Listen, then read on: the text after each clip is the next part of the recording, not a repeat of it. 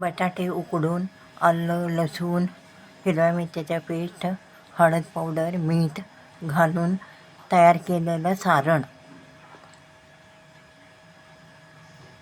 हे त्याला लागणारे कणिक गव्हाच्या पिठाचं तेल मीठ पाणी घालून मळलेलं कणिक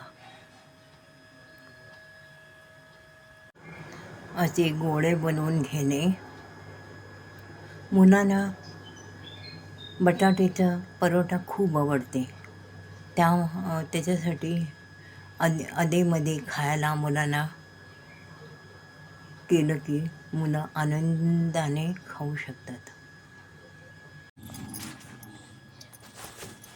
पुरण कसं भरतो तसं बटाट्याचं सारण गव्हाच्या पिठाच्या कणिकेत असं भरून घेणे आणि लाटायला घेणे.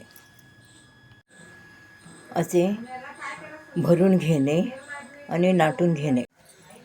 असं मस्तपैकी भाजून घेणे तव्यावर.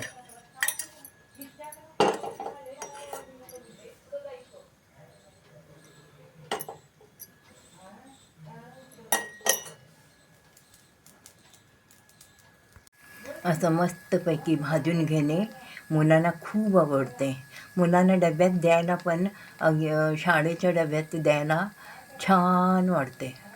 मुलं आवडीनं खातात. ह्याच्याबरोबर सॉस किंवा दही दिलं तरी चालते.